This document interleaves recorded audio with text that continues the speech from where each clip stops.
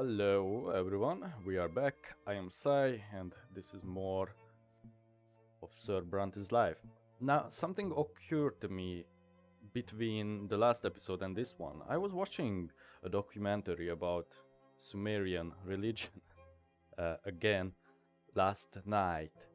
I do know plenty of facts about it, plenty conspiracy theories surrounding it.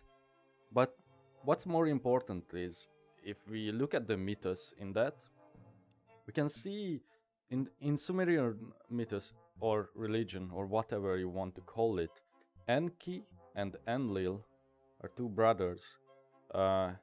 Enki defends and creates humanity as his own creation. Enlil is the evil guy who wants to destroy it because they are too noisy. Anu is their father. That's where the word Anunnaki comes, right?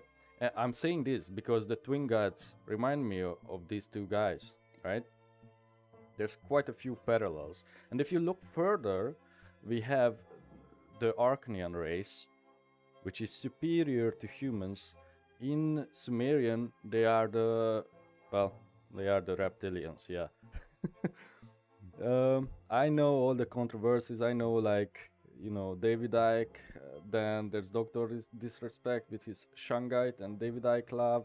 There's Zachariah Sitchin. There's Eric von Däniken. I know all this, okay? I'm just drawing a parallel here with the story. I think this is interesting. And I wonder, from the game's perspective, if there is anything beyond the twin gods.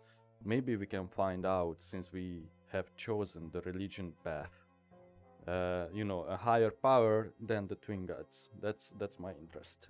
Anyway, let's let's get back to reality and the game. Farewell to the capital. The Raglata and Talrina rivers meet outside the city walls. You have barely left the capital since you came here all those years ago. A breeze is blowing in your face, and the bright noon sun hangs above the shining pillar. Your stay in Anterna has come to an end. You ride here, a boy, full of hopes and aspirations, driven by your family's expectations and a desire to live your life as you saw fit. And now you have to leave, and this thought fills you with gentle sadness. Eterna did not become your home, and yet here you realize that you can be a messenger between the will of the twins and the people. You are the hand that shows the way, the interpreter of the gods, the man who guides others to the peak when they depart for the hereafter. On another side note, Sumerian is interesting because there's a lot of parallels with all the later religions, Egyptian, Greek, and because of Greek, of course, Roman, and Christianity as well. Interesting. So if you don't remember, last episode we joined the church. How should I show this to you? Relations. We joined the church, and oh, here it is, Pet of the Priest. And now we are set with Jean to our home city of Anizote, I believe.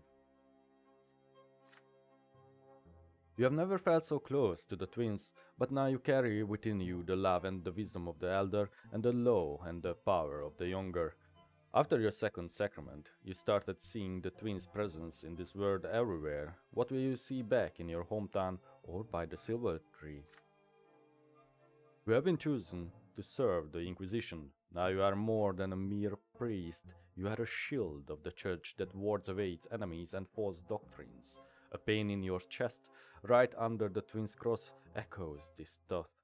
The schism between the church and the new faith began in Anizote, but the city is still your home. Changes are coming, and as an inquisitor you will have to face them.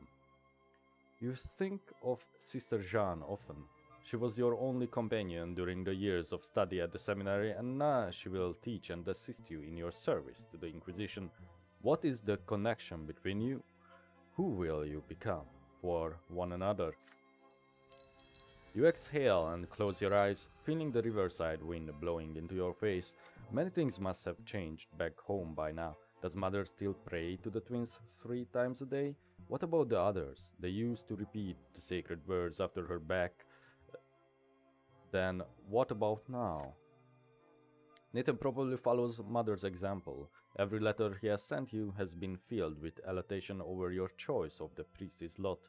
Nathan failed to enter the seminary of Anisote. He said he got too nervous, and he wrote that he was ashamed of not being able to follow in your footsteps. But being ashamed of failure is against the commoner's lot, you wrote back. A commoner must humbly accept failure, just as he would accept any other kind of suffering. But without failure, there is no success, right? You should cheer Nathan up by bringing him a souvenir from the capital that will remind him of you, a token of love that says you believe in him. After giving it some thought, you head to the temple for a prayer book.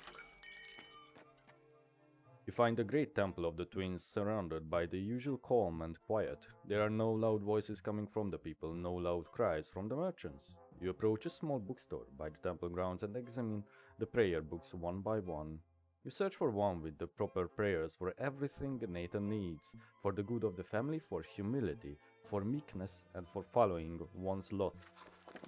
A small book finds its way to you. The sturdy leather cover feels good in the palm of your hand. You thumb through the prayer book and nod. Oh, you thumb through the prayer book and nod. Everything you are looking for is here. You leave the capital the morning after in a carriage hired by the Inquisition. Eterna, the city where you spent 4 years, slowly disappears on the horizon. Will you ever see the capital again? You do not know. The prayer book is in your hands. +1 with Nathan. Homecoming, 1137. After 4 years in the capital, you return to your home city of Anisote. We are 20, I guess. The years of your youth have come to an end. The time has come to leave the capital behind and return to your family and new business in your hometown of Anisote. The years away from home were full of tumult and hardship. Your adult shoulders now bear the burden of your first life-changing decisions. Did you have the freedom to choose this lot for yourself? Or was it your destiny all along ever since your childhood years? All you can do now is follow the path that lies before you.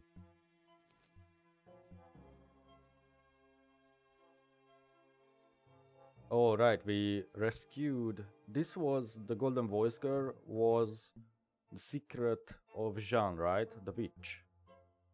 She protected her. We took the sacrament, yes, and the homecoming. And what... Oh right, the bond where we given the friendship rings and accepted them. Alright.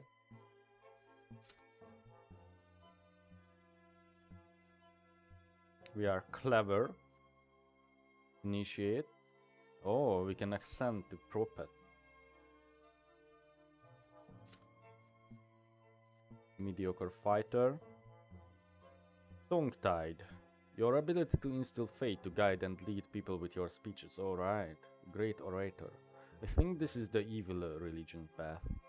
Well, not the evil, the old faith rather. There's no bad and good, I think, in this. Or doesn't really seem like it. For now. We are 20. A full adult now, I returned from the capital a changed man. Yet, my hometown was not the same as I had left it. Fate had difficult times in store for all of us.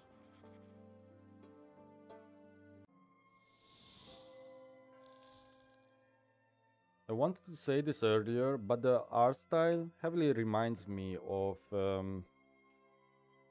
what is that game in the dark where you have a party? Darkest Dungeon. Yes, that one.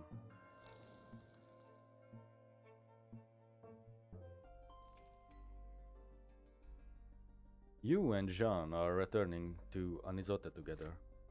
You listen to the spinning wheels of the carriage as it makes its way along the road. You see the land of Magra through the window. Empty, desiccated by ancient magic. You are home, But you are no longer the boy who took this road to the capital 4 years ago. You are coming back a priest. Could your family ever have imagined that this would be the lot with which you would return? You will begin your service with the Inquisition in your home province. You will be reunited with your family soon.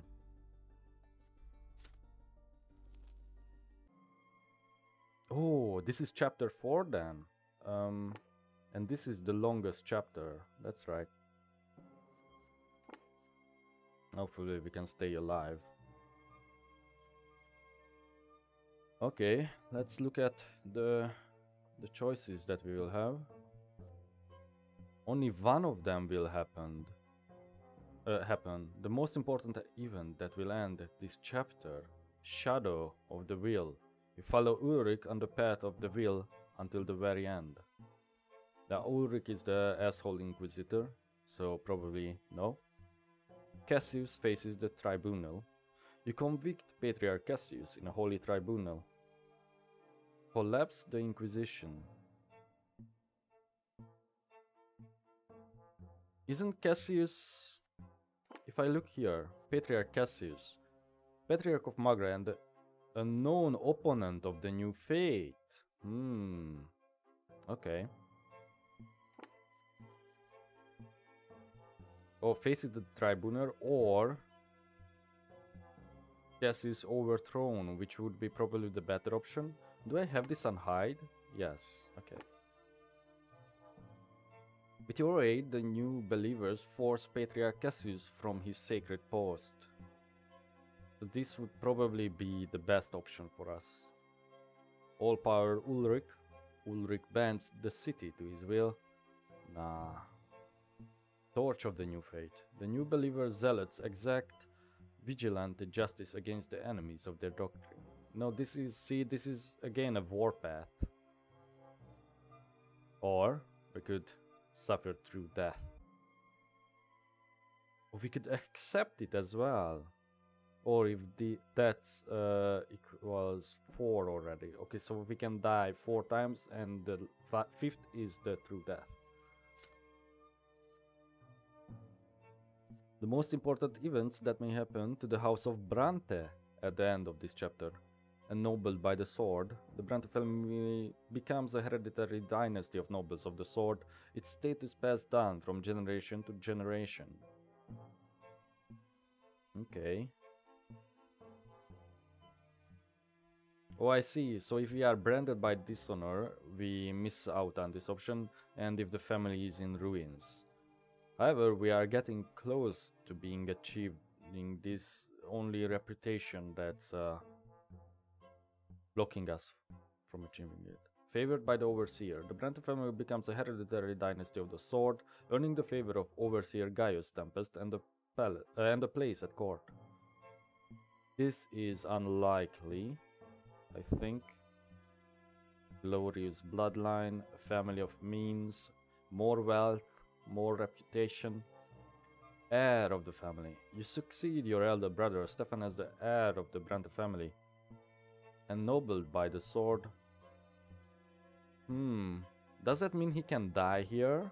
It doesn't say in the conditions, but maybe? Family falls apart. The Brante family is no more. These are tough. Events that can happen to the Brante family in this chapter, or there are more. Family of means, the Brante family becomes known through the city for its wealth. Probably not going to happen. Mother recovers. Oh. Mother finds the strength to recover from a grave illness. This is actually possible then. Gloria Brante. Robert adopts Gloria and she becomes a full-fledged Brante. She's not adopted then, until this point. I guess probably with the honorary titles.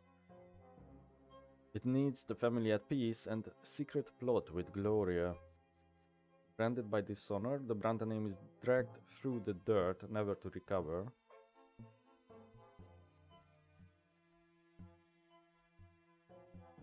Family at peace, you find a way to unite the Brante family and end all the strife at home. Oh! Wait, Gloria betrothed? Doesn't that word means that she's like engaged to me. That's, you know, Sweet Home Alabama a bit. Is it? Might be wrong about that. Thomas's new life. You see Thomas off to his new life far from all the danger and chaos. Oh. He needs to be exiled.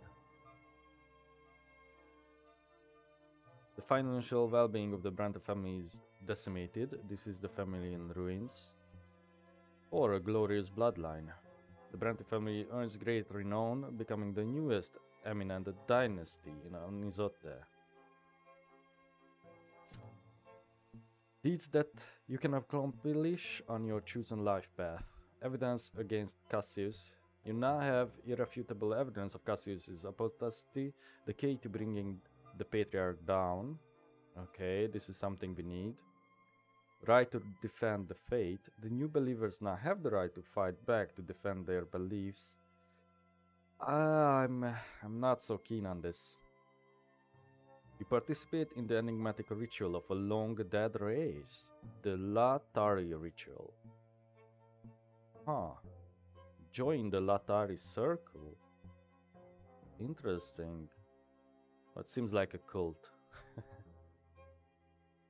Collapse of the Inquisition. The Inquisition loses authority and respect in the province. The order is now too weak to make Cassius face the tribunal. Okay. The new faith persecuted. The new faith faces ruthless persecution throughout Magra, with no hope for reconciliation between the two doctrines. Occupation screen is not available. What is this?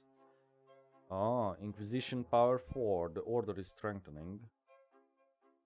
The influence of the Inquisition in the province of Magra determines your authority as an Inquisitor. Uh-oh. I'm not sure on what side of the scale we want to be. Probably the downfall, right? Represents how many people in the province accept new teachings about the twin gods. The higher this tolerance is, the harder it is for the Inquisition to suppress these teachings. Okay, so we want this low and want this high. Power of the new faith, religious riots. Yeah. Okay. Let's go. It's a long intro, but this is the biggest chapter, so it's understandable.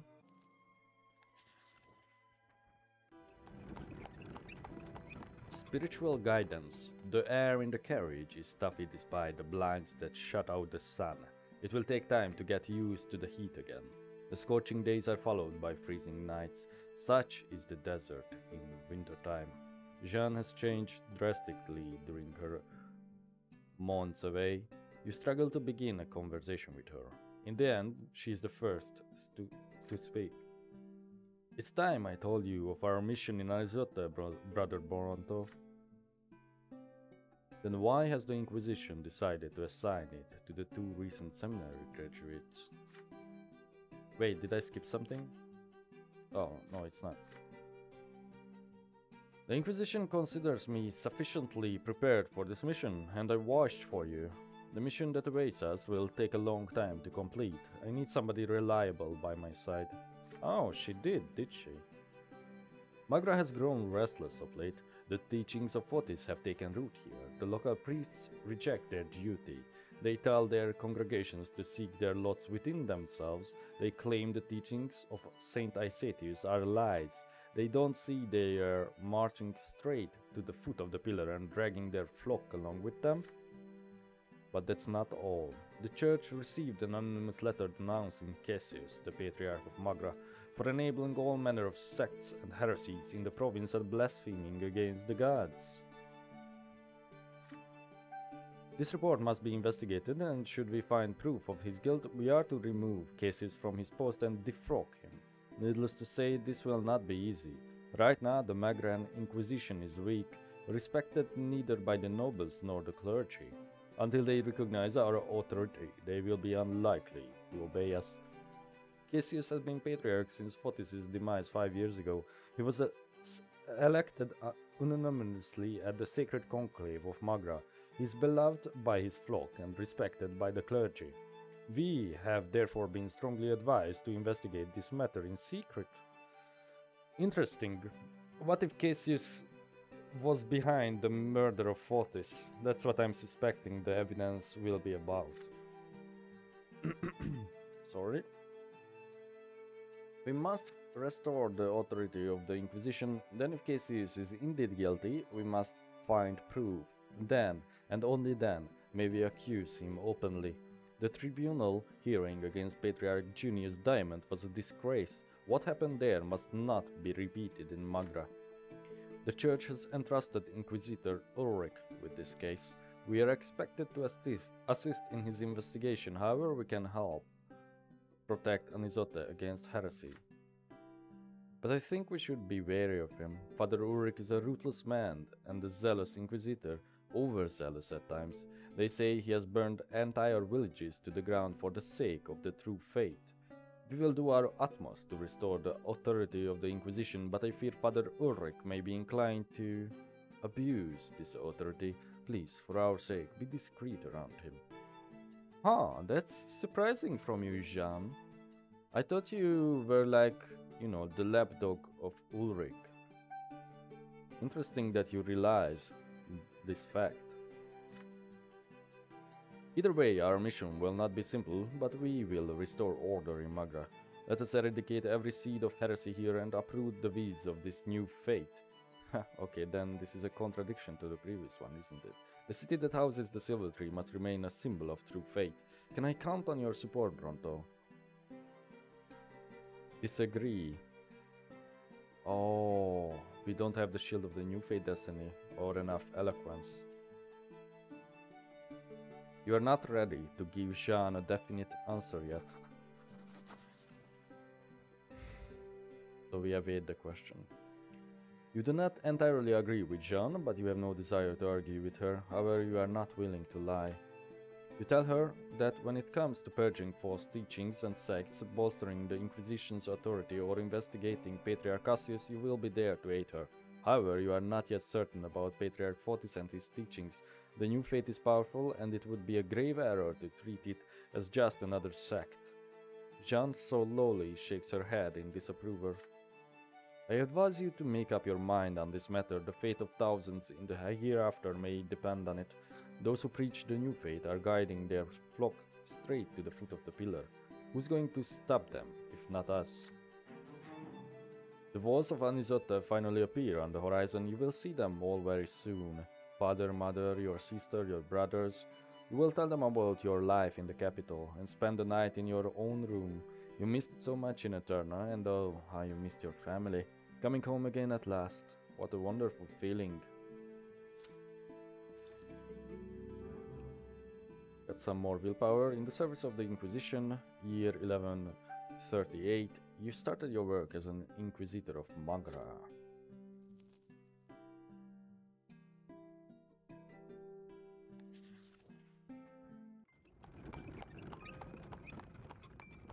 Homecoming.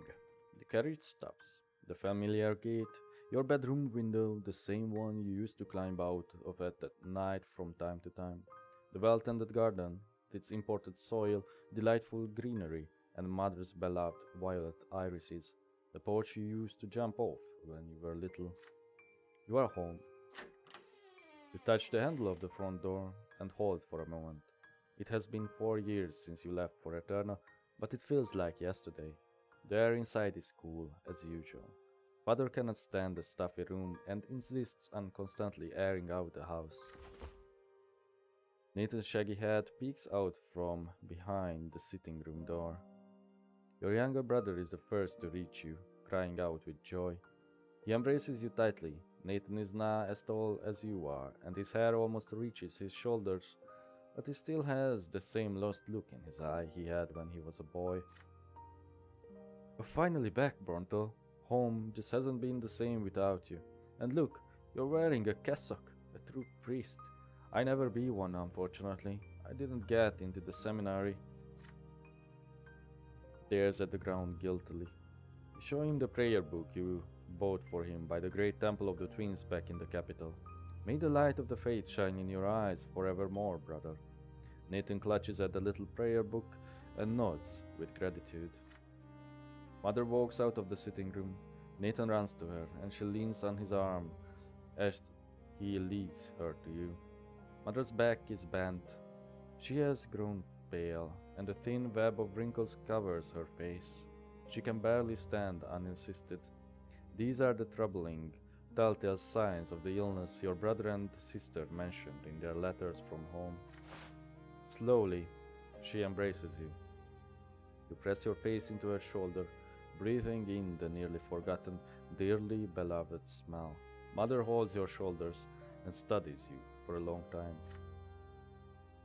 You've been away so long, my son, but it was all for a good reason.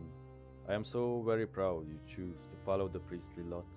Never in my wildest dreams did I think my own son would bring the twins' teachings to the world and save other men's souls. To think I held you in these arms not so long ago. Mother's arms are thinner now. They feel nearly weightless. Gloria walks up to you next. She's dressed in men's clothing, including culottes, a frock coat, and a necktie with a massive pin. She's almost unrecognizable in her new attire. There are dark circles under her eyes, as though from lack of sleep or frequent tears. Her first words to you are dripping with sarcasm. Well, hello there, my brother the priest. Can't say I expected that. We'll be the one watching over our souls now, I suppose. You fare a composed response. You will always be ready to help Gloria if she finds herself in need of spiritual guidance. But you are not just a priest, you are also her brother. Gloria breaks into an involuntary smile. She finally lets her feelings show and embraces you.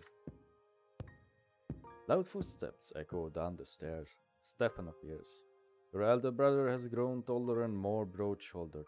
You notice how harsh his features have become. He looks even more like grandfather now. Stefan greets you politely with a solemn nod. Greetings, brother. It's a shame you returned with a cassock rather than a sword, but at least you weren't left a commoner like our youngest brother. You may not have earned a noble lot, but your cause is important to the Empire. The Brante family welcomes you. As he says these words, you hear the door to Father's office open. Father looks older, his back is hunched, and he squints. There are deep lines around his mouth and silver threads in his dark hair and mustache. He stops a few steps away and examines you from head to toe. You meet his gaze. When I sent you off to the capital, I didn't expect you to return like this, but you have chosen your own path. I am saddened that you won't follow in my footsteps, but such is the will of the twins. I accept your decision. With a bit of hesitation, Father comes closer and pats you on the back. Well then, time for dinner. Your mother has prepared a veritable feast for you, says Nathan. For the first time in years, the entire family is together. You can finally spend some time with another member of your family today.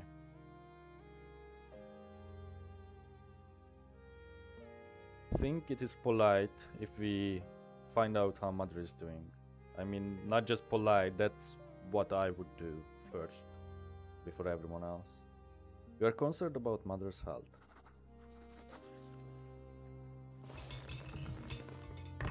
Over dinner, you cautiously ask Mother about her health. Oh, it's nothing, Brante. I have no complaints. I've just been a little weak lately. It happens at my age. I humbly accept whatever fate the twins have chosen for me. Having said this, she stops abruptly and looks upward. Father cuts in. You know, son, you should tell us about your life in the capital. Have you made any useful acquaintances? Our family could use some good connections right now. Nathan, you mentioned in one of your letters that you've seen the imperial family with your eyes. What are they like, the Tempests? You have to relate the 4 years you spent in Eterna. Only later that night, while talking to Nathan on the back porch, do you learn more about Mother's health. I'll be frank with you. Mother isn't doing so well. Gloria and I do our best not to leave her alone. You can ask her questions, but her answers often don't make sense. And she keeps falling silent in the middle of a conversation like she did today. Her illness is consuming her. You know, if Mother passes, she may not be reborn. I dread to think what will become of Father then, and of Gloria. Gloria has had it hard too lately.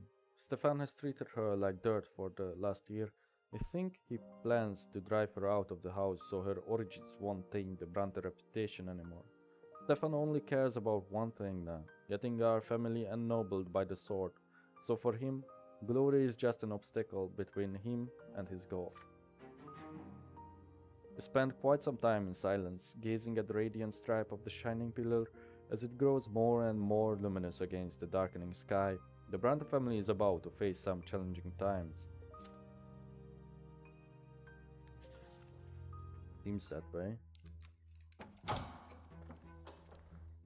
The Sacred Conclave. Spring has come. The nightly chill of the desert loses its bite. The daily heat dissipates in gentle rains. At the local Inquisition ward, you are greeted only by dust, dirt, and silence. The building is completely abandoned. It takes both of you several weeks just to make it presentable again. Father Ulrich is yet to arrive. You and Jean have kept your arrival a secret, but you cannot wait any longer. Today is the day when a sacred conclave must assemble in every province of the Empire. You will have to make your presence known to the brothers and sisters of the clergy and announce your mission to purge heresy and apostasy. During the sacred conclave, each province elects a patriarch to represent the faith for the next 8 years. In the old days, every man and woman of the flock had to attend the conclave, but that tradition is long gone. Now only the clergy have a say. Conclave Day is a sacred day indeed. On this day, the twins themselves descend and reside within the temples of the Empire. They bear witness to the chosen patriarchs of each province, the holiest among equals, the men who will speak to the gods themselves on behalf of their flock. Cassius assumed the patriarchate after the tragic death of Patriarch Fotis and has not been presented to the twins yet. Nevertheless, there is no doubt Cassius will be elected by the clergy of Magra once again. The conclave is held at the temple by the silver tree. The last time you went there, you were just a little boy. You were struck by the tree even then, but now you gaze at it as though it were an old friend. As an inquisitor, you no longer need to touch the tree to feel the life beating within it. The square by the silver tree is rarely crowded, but today it is packed. All 3 lots are represented here in ample numbers. The nobles repose in soft chairs in the shade of the tents. The clergy file into the temple one by one. The common folk swarm the square, pushing and shoving for a better view. You hear cries of joy, a hum of approval, and applause. The common people do indeed favor Cassius. You and Jean have to push through the crowd to reach the temple doors. Not even Eterna had crowds this big. I thought we'd be trampled for sure. Before entering the temple, you place your hand on the trunk of the tree. It is remarkably warm. At least one thing is still the same. There are over 100 people in the temple. All the clergy of Magra are gathered here, from the abbots of the principal Magran temples to the traveling preachers. Most wear the black robes of the old faith. In the far corner of the hall, however, you see several priests of the new faith, few in number and dressed in white. They keep to the side. You and Jean sit in the front row. The other eye you with curiosity and suspicion. You catch your names among the whispers that fill the temple. It seems your arrival was a secret to no one. There is so much fear in them, so much hatred. Do you think they are hiding something? Or has someone poisoned their minds against our order? The cheering of the crowd drowns out Jean's words. Patriarch Cassius is approaching, blessing the people around him as he crosses the square. The patriarch enters the temple. The doors are locked behind him, and the clamor grows quiet. Cassius has a pleasant look about him, a sturdy middle-aged man. He greets people with a soft, peaceful smile. Those gathered at the temple rise from the pews to greet To greet the patriarch, the priests in white cassocks are the last to rise. One of them, a priest of considerable age, catches your attention. You are struck by his clean-shaven face and the uncannily sharp look in his eye. The trim of his cassock is embroidered with gold, and his hands rest upon a long staff to help him stand. That is Father Leonard. He's been the abbot of this temple for over 20 years. I remember him as a wise and kindly man, but my sorrow for him knows no measure now. What his teachings have clouded his mind.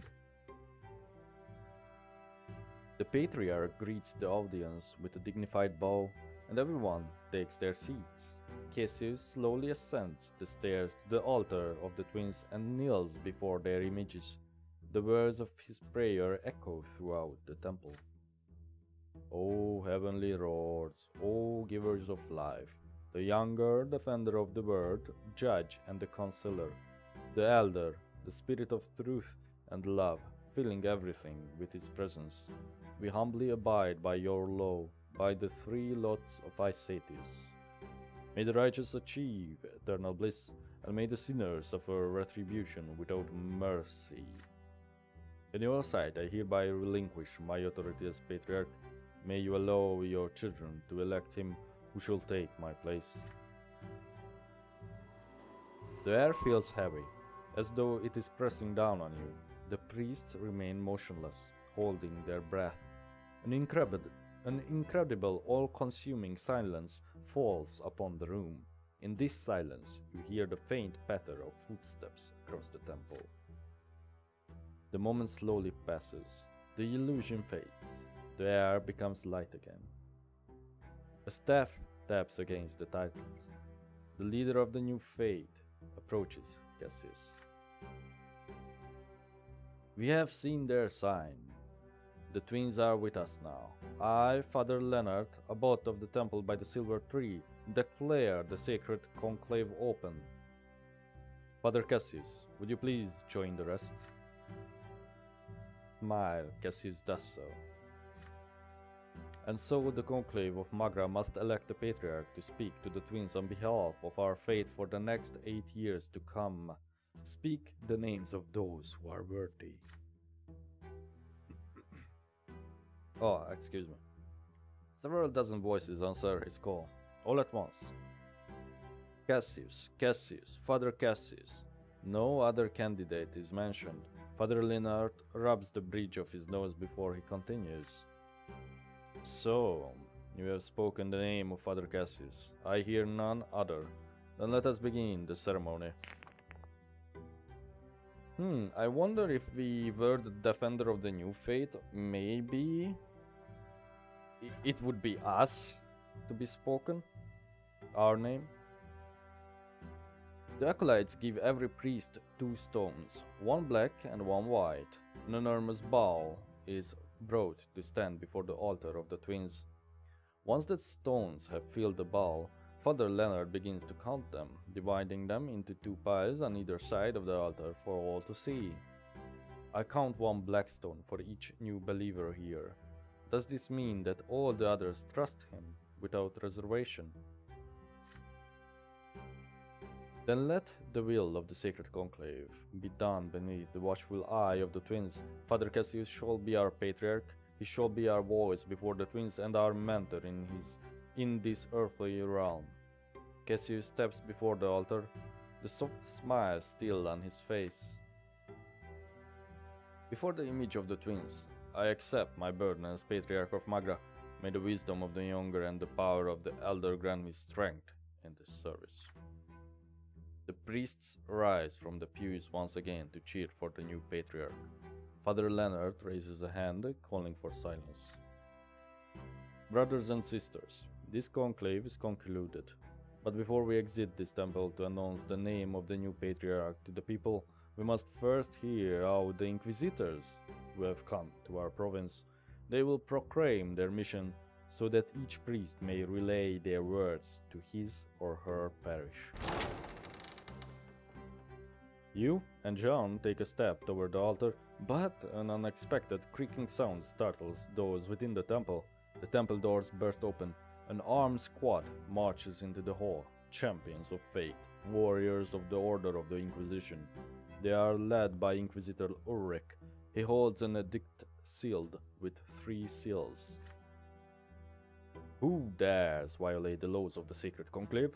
The doors of this temple must remain closed until a new patriarch has been elected.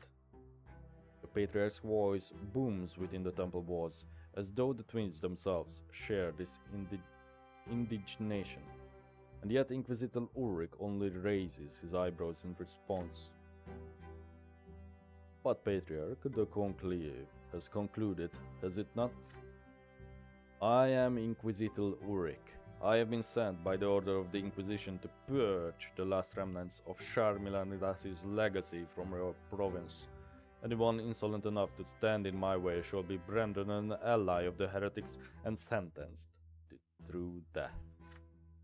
You exchange a quick glance with Jean. Purging the dark legacy of Charmilanidas from the province may be a trumped-up excuse, but it grants an inquisitor incredible authority. Here in Magra, it is all too easy to tie anything and anyone to the rebellious duke. There are 2 other inquisitors present here. I want their voices to be heard, not just by the members of the conclave, but by the common people as well. The clergy of Magra often tend to ignore or utterly distort the will of the Inquisition. I am here to prevent this from happening. Oh, I see what he's doing. His words are met with indignant cries, but Father Ulrich remains still, his piercing gaze transfixing Cassius, waiting for an answer. The Patriarch is perplexed at first, but he slowly begins to regain his composure as he recognizes the support he enjoys on the part of the clergy. You have no right to bring strife to this house of the twins. Magra never required the attention of the Inquisition when I was its Patriarch, and nothing has changed. Our congregation's faith is stronger than ever. Confidence in his voice grows. The other priest supports him with shouts of encouragement. Inquisitor Ulrich takes several steps towards Cassius. Those are powerful words, Patriarch. The Order of the Inquisition wants to determine whether or not they are true. If they are, we will leave Magra. Ulrich gestures for you to come closer. But I have interrupted your speech, Inquisitors. Come, make our intentions known. I am certain the people will give you their due attention now. Brother Brante, kindly address those who have gathered here today from the temple steps. You address the gathering with words of accusation. You address the gathering with words of peace and reconciliation. I don't see where these lead, but I assume peace is always the better option, since that's our main goal, right?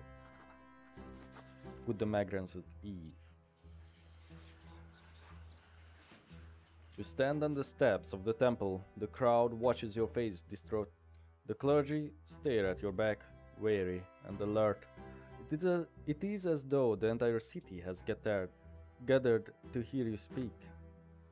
Tell them that the Inquisition has come to Anisote on an important mission, but it is by no means a mission of punishment. We have been sent here to save souls, to protect them from the dangers of heresy and magic. All of you, yourself included, are but humble children of the twins. Those whose faith is strong have nothing to fear from you. The crowd is silent. Jean stares at you in confusion. You hear hushed whispers among the clergy behind your back. It brings me joy to hear these words. To fight the scourge of magic is a worthy cause, but I doubt you will find it here in Magra. Now excuse me while I greet my flock and announce the conclusion of the conclave. You breathe a sigh of relief only when you return to the Inquisition ward. Inquisitor Ulrich is not pleased with you, and he makes no effort to hide it. I was told to act as your mentor. The first thing I will tell you is this. You must cast away all fear and indecision. They are luxuries we cannot afford. We are the servants of the twins. We are their shield, their sword of punishment. We are the ones who must be feared. Inquisitor Brante, you were supposed to show our strength, but instead, you showed only weakness. We were supposed to remind the sinners of the inevitable punishment that awaits them. You were supposed to strike fear into the hearts of the apostates to show the flock that we are here to root out all heresy and sin. But instead, you made it seem as though our mission will not affect them. You two will handle the affairs of the Order while I investigate the Patriarch's schemes. Dismissed. Oh, more reputation with Leonard. Tolerance of fates, good, +1. Reputation, the honor of your family and society, +1. Good, good, good. I'm kind of scared of Ulrich. I have a feeling that he could be the cause of our true death. But we shall see. The Sacred Conclave. The clergy re-elected Cassius as the Patriarch of Magra.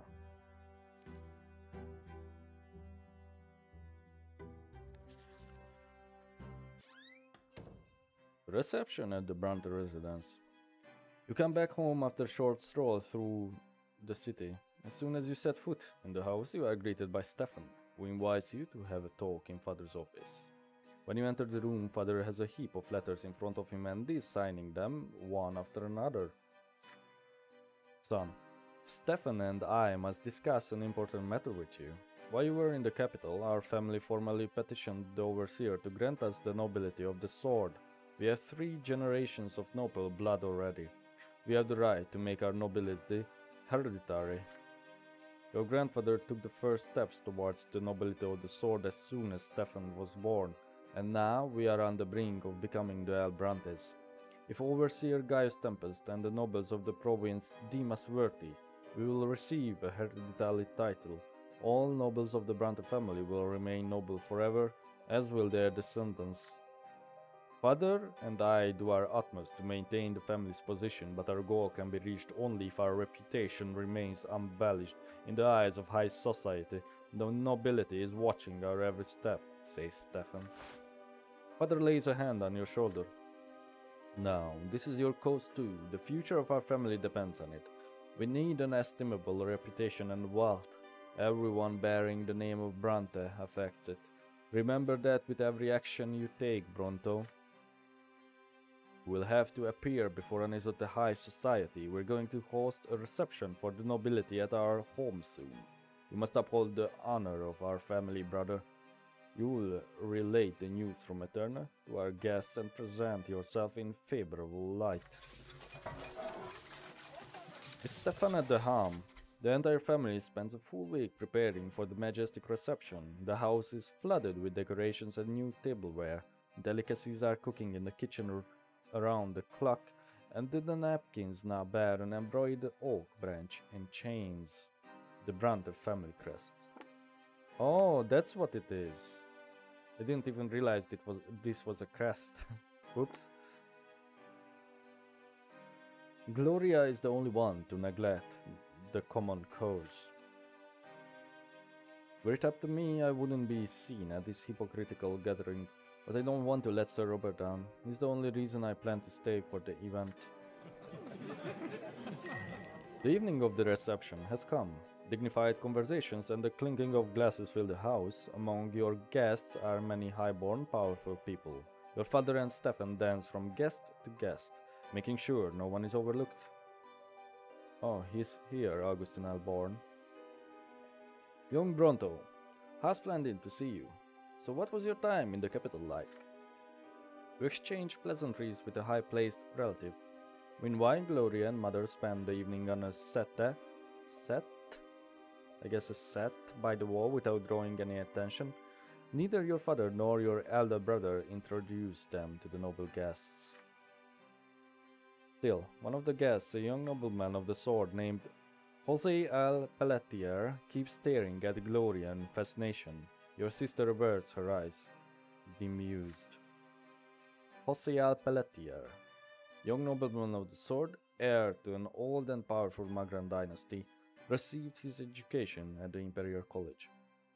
Lady Gloria, you are the true gem of the evening. You look so marvelously daring.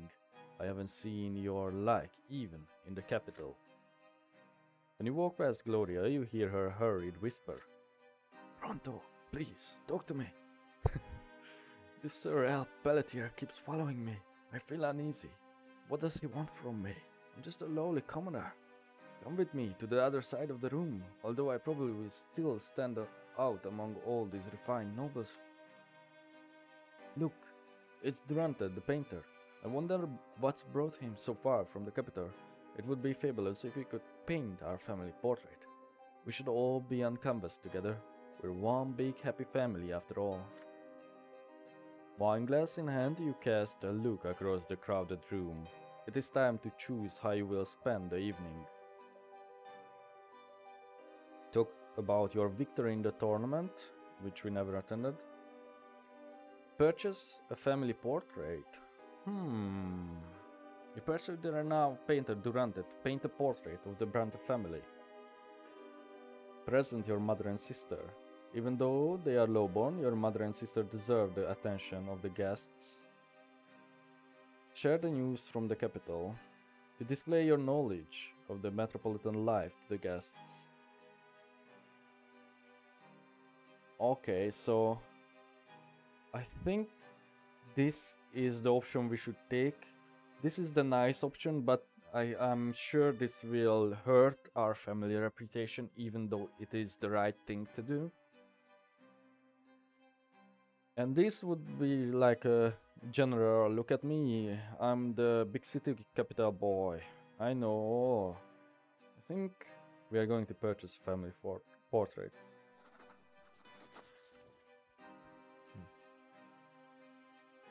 The artist is scrutinizing the portrait of your grandfather on the wall of the sitting room.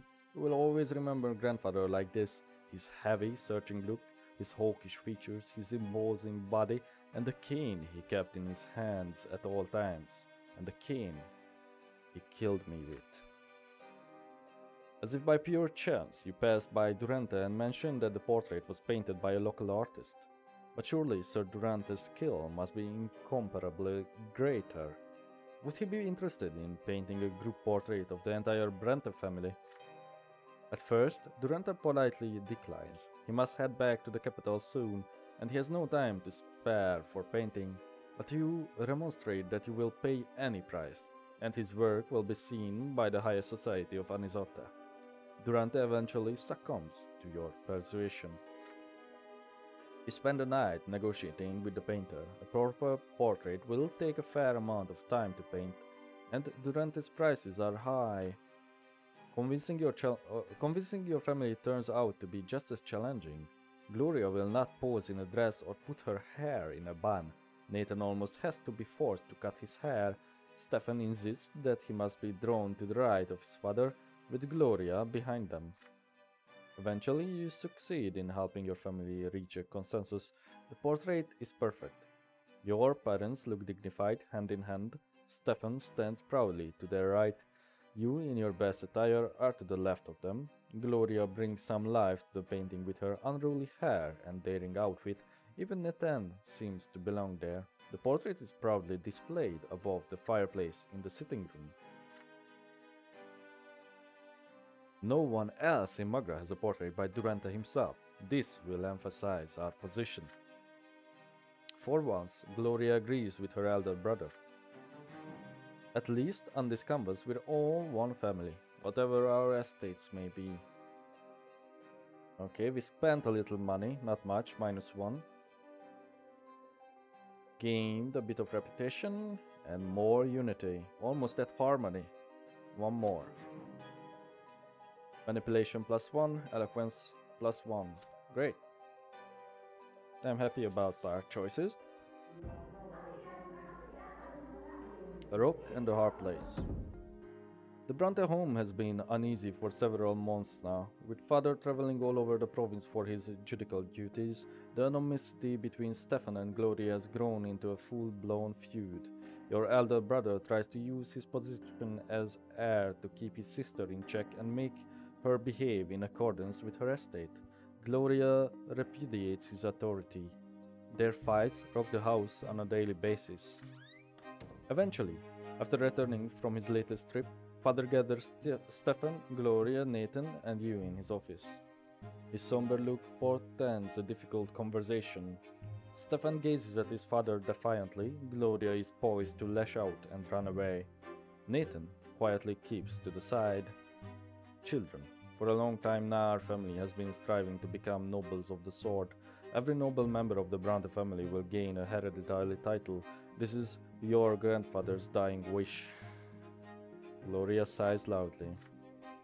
Then why am I here, Sir Robert? She's right. This is a Brante matter. Wait until I finish, Stefan. I am still the head of this household. If you are truly so concerned about honor, show your father some respect. It can be helped. Not all of us are noble, but now we must be united as never before. We must work together to protect the reputation and wealth of this family. But you, Stefan, perpetually humiliate Gloria. Father, all I'm trying to do is put her in her place. You know perfectly well the consequences of any attention Gloria might attract. Our every step is being observed. The nobles will make paid pariahs of our family for all eternity if they remember Gloria's filthy origins and your reckless marriage to Lydia. Father turns red in the face, but with considerable effort he remains composed. That is so. Our grandfather did everything in his power to remedy your mistakes. Please, Father, don't repeat them. Gloria speaks up. I'm just trying to live, Sir Robert, but Stefan wants to lock me in a cage so nobody will ever lay eyes on me. That's not it at all. You are lowborn, but you don't live by your lot. You do whatever takes your fancy.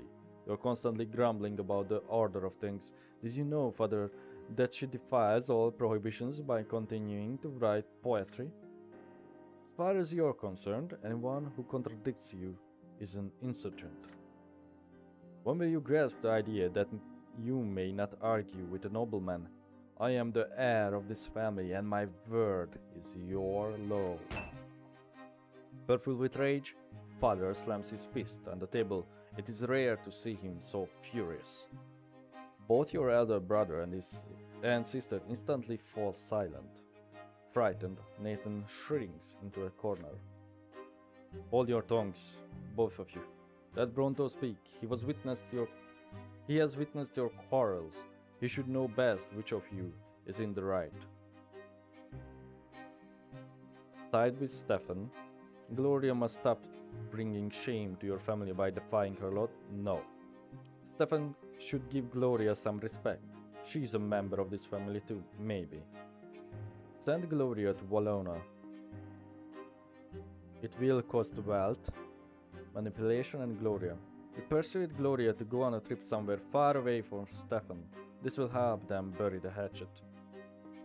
Or appeal to Nathan. Your younger brother's words will help you settle the dispute. Huh. We should choose this, I think, but I would be also tempted... Sorry, I just hit my microphone. But I would be also tempted to defend Gloria. I think I'm going to appeal to Nathan because it is the theology option. Hopefully this will work.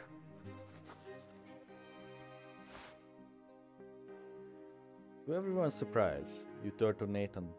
He meets you he meets your look, I guess, with a quizzical gaze from under his unruly hair. You point out to Nathan that he has studied theology after all, according to the holy teachings. How should a brother and sister act? Nathan is embarrassed and replies reluctantly. Gloria refuses to accept her lot and live like a commoner. I understand her, but the gods will neither understand nor forgive her. Nathan is transfigured. His face lights up, and his voice is suddenly strong.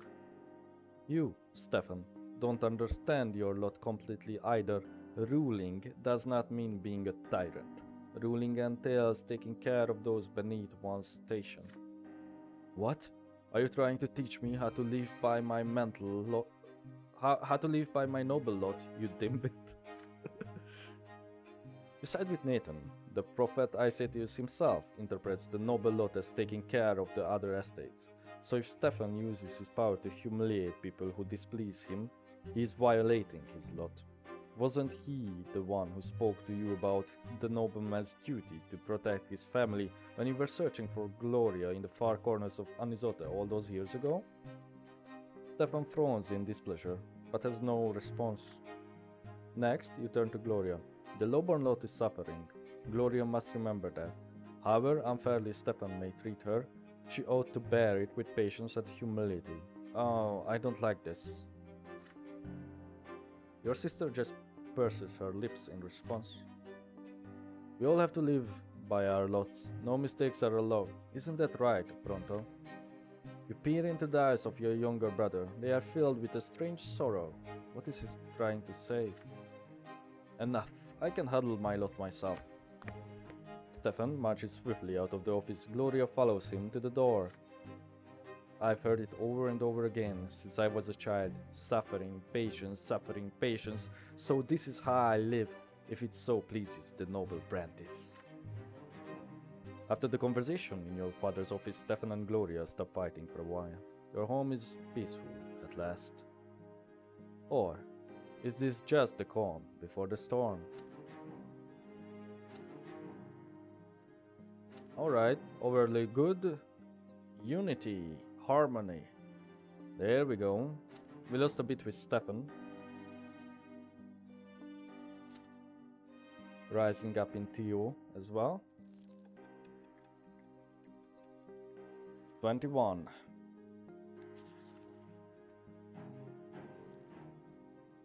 Moment of Respite. This event is a consequence of your previous actions. Oh, because we are in harmony. Great. Let's do this and maybe we will end after this. Your work for the day is finally done. You hurry to the family home where peace and tranquility dwell again at last. Still, you have grown used to the idea that this peace could be disturbed at any moment. As you enter, Father walks down the stairs to greet you. He smiles happily and warmly. Bronto, my dear son, you're spending so much time at work. Look, you can barely stand. You need some rest. Please, stay at home with us for a while. Surely, your work can wait. You've earned yourself a moment of respite.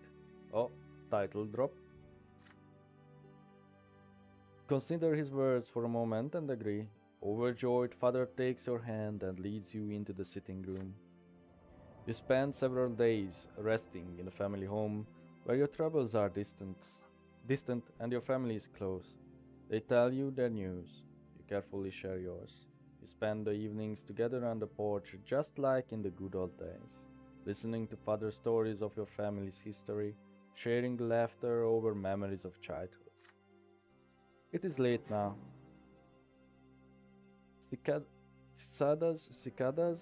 Cicadas buzz quietly in the garden.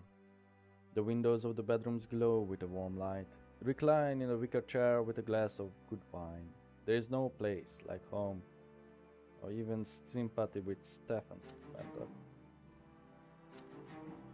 Oh, this is a bonus for all of them, I see. Great. And that's what we needed. Plus 10 willpower, full of power. We're at 15. That's superb. Year 1139, the Archduke and the Overseer. The two powerful lords have been struggling for power in Magra for over 2 years now. The new Overseer of the province, Gaius Tempest, cannot seem to rein in the obstinate spirit of Archduke Tarquinius Melanidas. Unwilling to accept that he is no longer the Overseer of Magra, the Archduke still stubbornly continues to assert his right to rule the province. Most of the Magran gentry who swore allegiance to him generations ago remain loyal to him even now. Gaius Tempest has publicly demanded that the Archduke recognize the Overseer's rule as legitimate. I am the voice and the will of Emperor Uther II in the province of Magra, all lands, deeds, and titles notwithstanding. Archduke Miladidas must obey his sovereign will and heed his decree. I hereby extend to the Archduke an offer of peace. Should the Archduke cease his insubordination, his lands, deeds, and titles shall remain his own. The Archduke's response to the Overseer was openly defiant.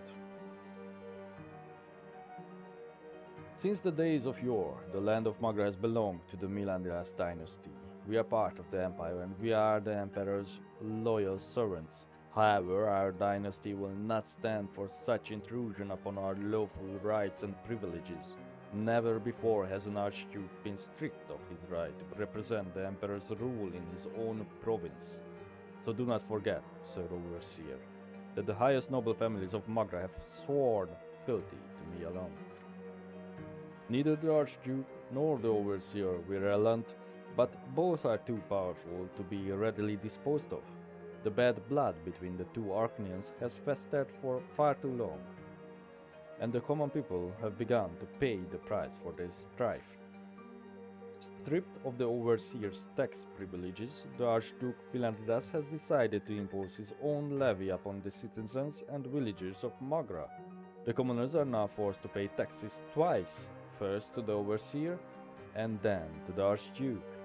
This double burden is too much for the common people of Magra to bear. Many have refused to second tax outright as a lawless measure, but the Imperial Legion, led by young Dorius Otton, is ruthless. Eagerly and without mercy, the Legion's soldiers collect the Archduke's due in cities and villages alike. Wealth is done, discontent, and power.